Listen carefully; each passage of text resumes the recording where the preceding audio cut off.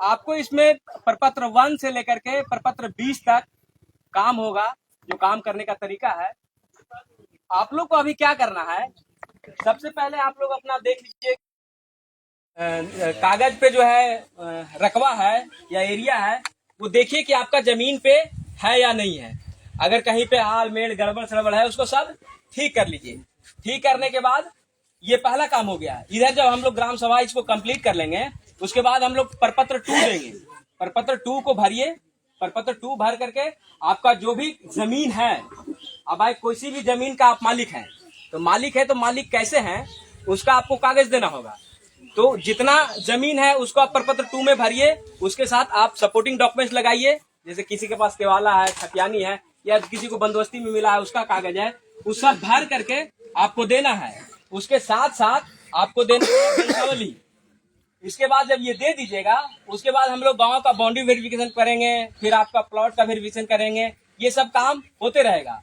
जब ये सब काम हो जाएगा तो हम लोग फिर आपको हर एक जमीन का आपको हम एक LPM देंगे, मैप देंगे। उसमें मैप का आप सत्यापन करिएगा। सत्यापन करने के बाद अब देख लीजिएगा कि ये जो मैप दिया गया है ये ठीक है, उतना ही रकबा है, चौहद्दी ठीक है। अगर किसी को ऑब्जेक्शन होगा तो आपत्ति करने का भी है। प्रपत्र 8 में आपत्ति करिएगा और वो आपत्ति हम सुनेंगे। मैं कानूनगो हूँ, प्रपत्र 8 का आपत्ति हम सुनेंगे।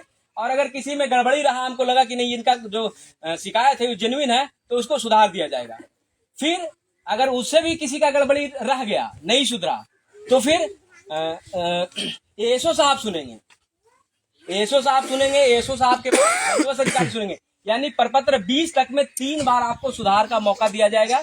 3 सुधार के बाद आपको फिर मौका नहीं मिलेगा। फिर फाइनल पब्लिकेशन के बाद कोई सुधार नहीं होगा। इसलिए आप लोग ज्यादा से ज्यादा डॉक्यूमेंट्स लगा लीजिए, लगा करके और दीजिए, जिससे हमको काम करने में सहूलियत हो। यही मुख्य काम है। फॉर्म कहाँ से मिलेगा? फॉर्म हम यहाँ पे दे देंगे, कहीं पे जो नजदीकी साइबर कैफे में है वहां से आपको मिल जाएगा, क्योंकि हमारे पास इतना फॉर्म नहीं कि मैं सबको दूं। कौन दुकानदार है जो सबके लिए एक्सेस होगा? एक कॉमन दुकानदार जो होगा उनको हम दे देंगे। आपको फोटोकॉपी की दुकान से ले लीजिए। अरे एक जमनपुरा में दे दिया जाएगा, एक बेनौत में दे दिया गया है। 3 को हम दे देंगे। ठीक, ठीक। 3 जगह आप लोग हम भेज दिए, भेज दिए। अरे हम भेज दिले बनी, जमनपुरो भेज दिले बनी। ठीक है, हम सॉफ्ट कॉपी आपको दे देंगे। ठीक है।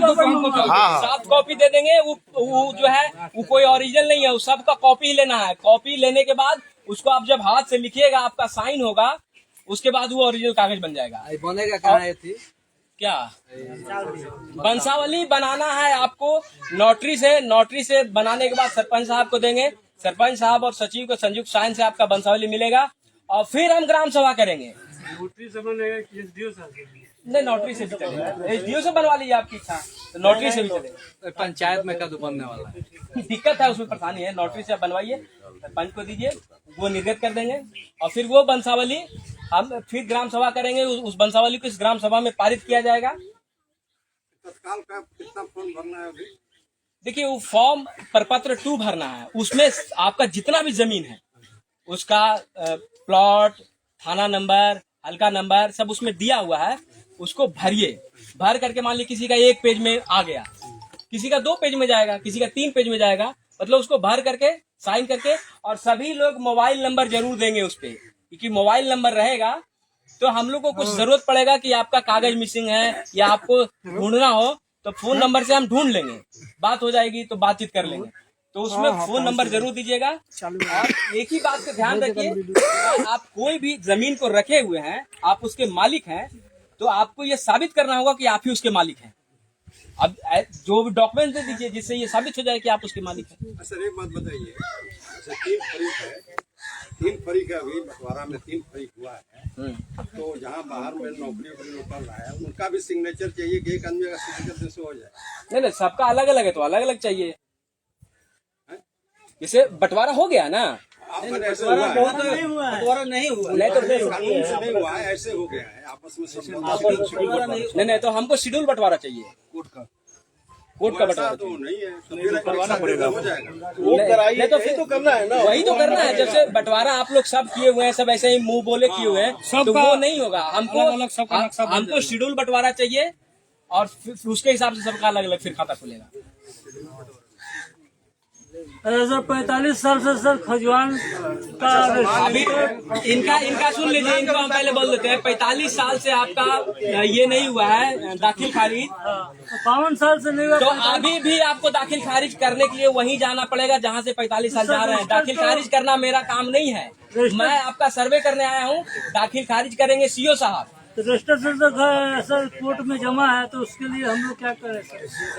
सीओ साहब से बात करिए। ई सवाल वो अभी खजुआन के वजह समस्या उठी तो वजह ई सवाल रउआ करे में जा फिलहाल इटरी डोहर टेसुआर के करे दी खजुआन खातिर टाइम देहल बा। देखिए दाखिल खारिज बहुत जरूरी है। दाखिल खारिज से ही पता चलेगा कि वो जमीन जो आपको बेचा है उसके दखल से हट करके आपके दखल में आया, इसलिए दाखिल खारिज जरूरी है। इसलिए जिनका दाखिल खारिज का इशू है वो फर्स्ट ऑफ ऑल उसको जा करके दाखिल खारिज करवाइए।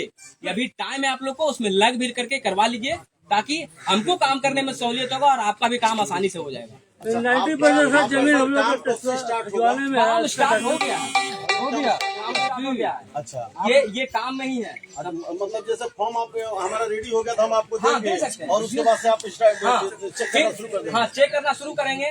फिर हम लोग बाउंड्री वेरिफिकेशन करेंगे। बाउंड्री वेरिफिकेशन के बाद जब आपके पास आएंगे, आपके प्लॉट पे आएंगे, तो आपको हम सूचित करेंगे कि हम आ रहे हैं आपके प्लॉट पे सर वेरिफिकेशन के लिए।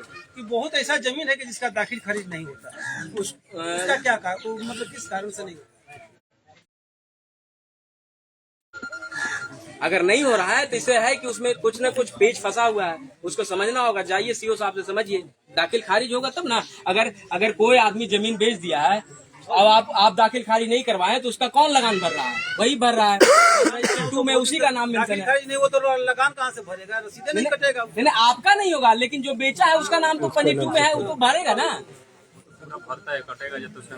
जब तक हटेगा नहीं तब तक तो भर ही देगा। जमीन का दाखिल नहीं होगा, एक का खारिज। देखिए दाखिल खारिज का मतलब क्या होता है कि आपका दखल उसमें डालेगा और उसका दखल को खारिज करेगा।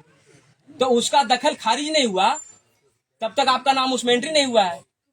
सर दाखिल देखिए दाखिल खारिज को करवा लीजिए, उसको करवाना आप लोग की जिम्मेवारी है। सीओ साहब से मिलिए, कर्मचारी से मिलिए, आप लोग उसको करवाइए। कोई 2 साल से दौड़ रहे हैं या 6 महीना से दौड़ रहे हैं, लेकिन दौड़ना उन्हीं के पास होगा क्योंकि वो काम वही करेंगे। सर एक बात बताइए सर से जो बंटवारा हम लोग किया है उसका कोई वैल्यू नहीं है ना, उसमें स्टाम्प पेपर पे बनवा लीजिए ना शेड्यूल बंटवारा। सर ओ सर जी, जिसका जमाबंदी नहीं चल रहा है सर जी, उसका दाखिल जिसका जमाबंदी नहीं चल रहा है तो उसका जमीन का क्या होगा सर? जमाबंदी नहीं चल रहा है उसको जाके दाखिल खारिज नहीं हुआ तो फिर उस जमीन का क्या होगा? से कैसे क्या बंटवारा देखिए स्टाम्प पेपर से भी बंटवारा होता है, उसको भी करवा लीजिएगा तो वो वैलिड है। नंबर सरपंच के माध्यम से नहीं कचहरी से। नहीं क्या है ना, जैसे कि आप